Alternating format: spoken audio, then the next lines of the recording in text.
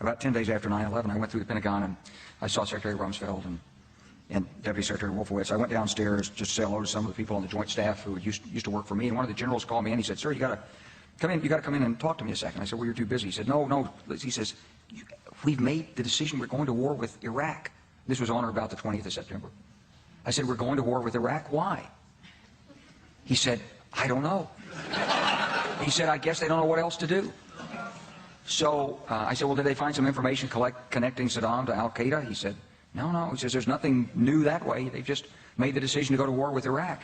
He said, "I guess it's like we don't know what to do about terrorists, but we've got a good military and we can take down governments." And he said, "I guess if the only tool you have is a hammer, every problem has to look like a nail."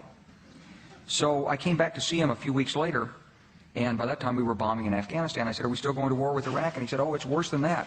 He said, he reached over on his desk, he picked up a piece of paper, he said, I just got this down from upstairs, meaning the Secretary of Defense's office today, and he said, "This is a memo that describes how we're going to take out 7 countries in 5 years, starting with Iraq and then Syria, Lebanon, Libya, Somalia, Sudan, and finishing off Iran." The truth is about the Middle East is, had there been no oil there, it would be like Africa. Nobody is threatening to intervene in Africa. The problem is the opposite. We keep asking for people to intervene and stop it. And there's no question that the presence of petroleum throughout the region has sparked great power involvement.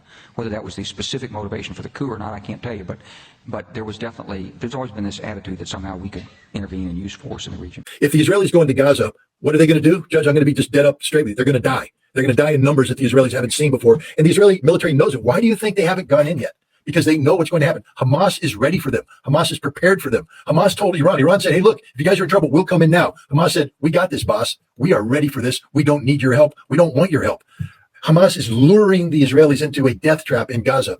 And that's what's going to happen to the Israeli army when they go into Gaza. They're going to die. But see, just want to watch a war. Tell them allow us safe passage to Israel and they can watch a war. That's the other part of the puzzle here, that there's no solution for if it goes to that point. And then might I add, that's it for oil. No oil's coming out of the Middle East. The thing goes up in flames, derivatives, everything crashes. You know what I mean? That's the other part of it, Scott.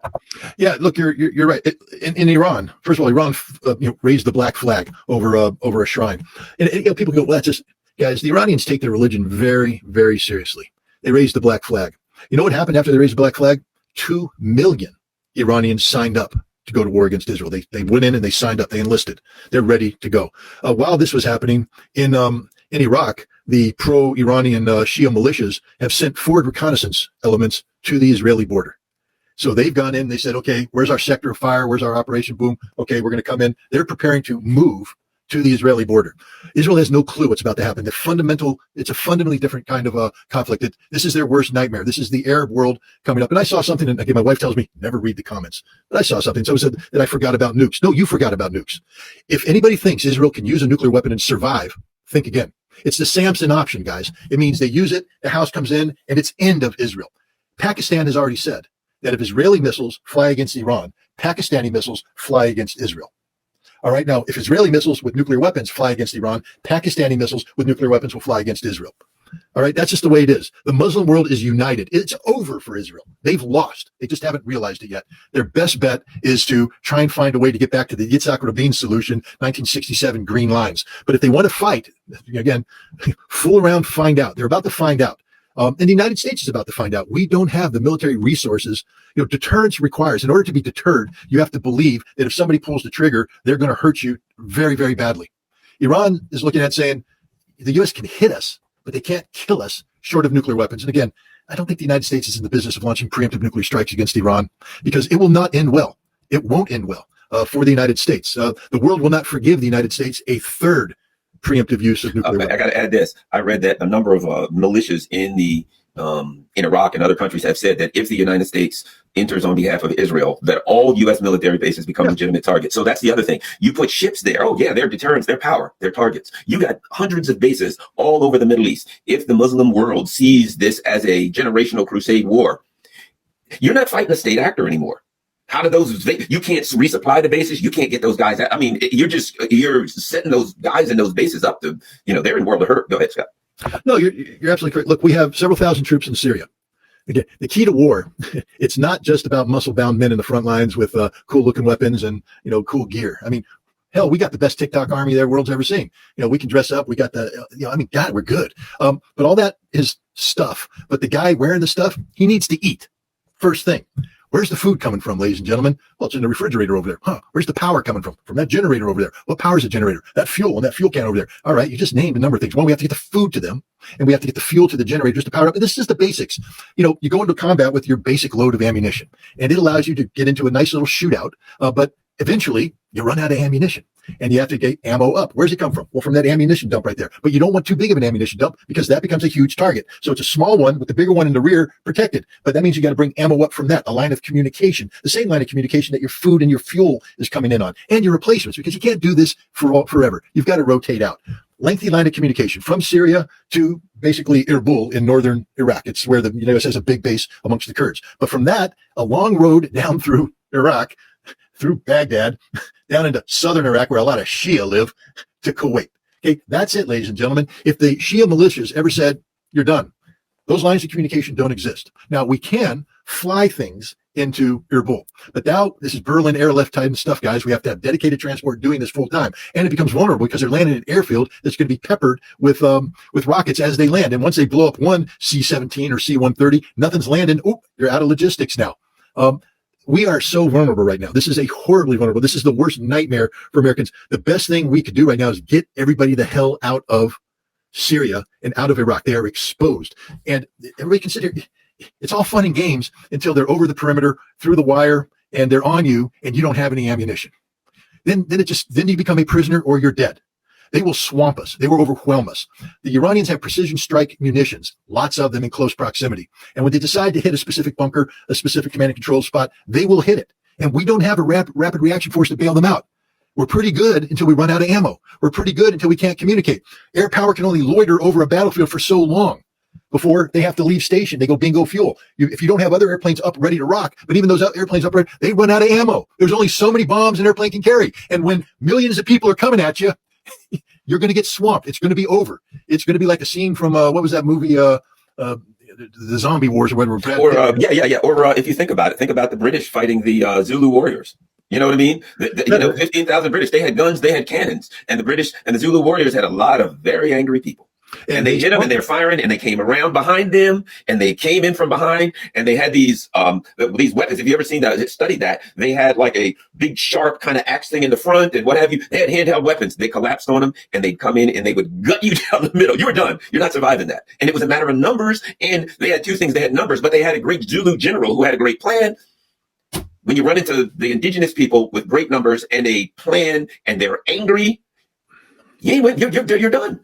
Yeah, it's over. I mean, the bottom line is we don't have divisions in Iraq anymore. We don't have supporting arms in Iraq. We don't have the ability to surge a rapid reaction force backed up by meaningful power anymore. We have a certain number of guys up front that can do a certain limited mission. But if it ever got to the point where you are being challenged systemically by everything, everywhere, it's over. It's literally over. And it's going to be a bunch of little Alamos that aren't going to last very long. This is the reality. We keep talking about 2 aircraft carrier. I mean, I love how people are like, we got 2 aircraft carrier battle groups. Yep, there's a number of Tomahawk missiles. I get it. Number of aircraft. They can fly a number of sorties. The last time we flew sorties over Lebanon, it didn't end so well. Do you guys remember that? The Zuf Mountains, USS New Jersey, popping rounds off. They had old 16-inch cannons, so they didn't have the powder down right, so they thought they were hitting positions on the one side, but it went over. Too many people in Washington think it's really 1991, and it's not. The armed forces that existed in 1991 really don't exist anymore. We have very little depth. In baseball terms, we have a weak bench. We can't recruit for the United States Army. Frankly speaking, we're having trouble recruiting for everybody but the Air Force. And everybody else, frankly, is not getting the people that they want. So that's problem number one. We are not what we were militarily in 91. Number two, we're structured in theory to fight one major war and support one lesser contingency. The truth is we're not even structured for one major war. We've dismantled most of our capability to fight over the last 20 years through these pointless wars of occupation that did us no good. So what exactly should we be interested in doing? Well, historically, when presidents looked at the region and they looked at the potential for conflict, they were interested in 2 things. First of all, can we negotiate an end to the ongoing conflict and still have an Israel that is robust and strong? And if we can't do that, well, then we're in a lot of trouble. Well, guess what? We're in a lot of trouble right now. The Israelis have mobilized a force that's larger than the United States Army.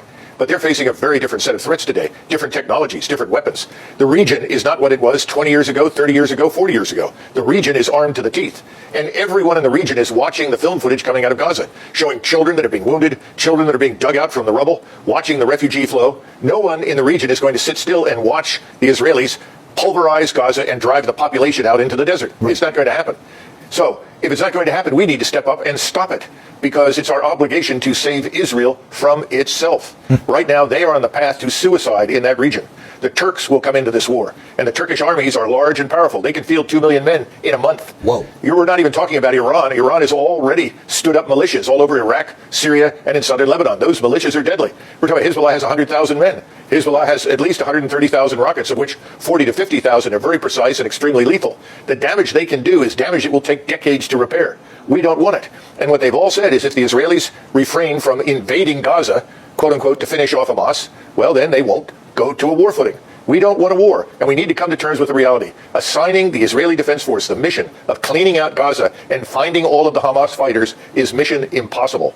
Dan, we couldn't do it very well. They can't do it either. It's best to negotiate an end to this thing, solve the problem. Military power is not the answer. You've been a commander of troops. If Israel was listening to you and Bibi said, Colonel, what should I have them to do? Because we need some sort of retribution for the thousands of Israeli lives lost and 32 Americans killed. What should they do somehow to try and root out Hamas and get them out of there without a full-fledged just demolition of the Strip?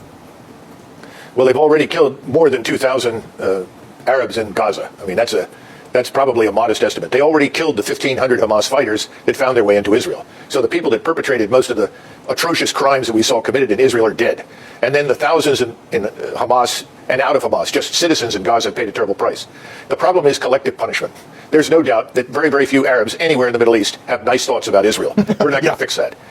But collective punishment doesn't work very well. Historically, collective punishment breeds new enemies. The enemies don't vanish, they get worse. And Hamas is not so much people as it is an idea. And it's an idea that is made much more attractive by the brutality meted out to them in the aftermath of these attacks. It's easy to recruit people when their families are killed, when their homes are destroyed. Recruiting is not a problem. Recruiting on the West Bank for more terrorism is not a problem. And getting the rest of the region involved is not a problem. We need to remember Egypt and Israel have had good relations. Israel wants nothing to do with a war. But if Gaza is subjected to the kind of punishment that Netanyahu wants to mete out, the Egyptians are going to have a tough time staying out of it. And if they get involved in it, you're going to see everybody else pile on. We don't want it. We can't afford it. We're bankrupt. No one wants to admit the truth. We don't have the forces or the means to deal with this. Right. B-52 strikes aren't going to solve this. Our aircraft flying from carriers won't solve this. And we don't have the ground troops to put in there. Do we have a 50 or 100,000 crack combat troops that we can ship there right now? The answer is no. So there's got to be another way.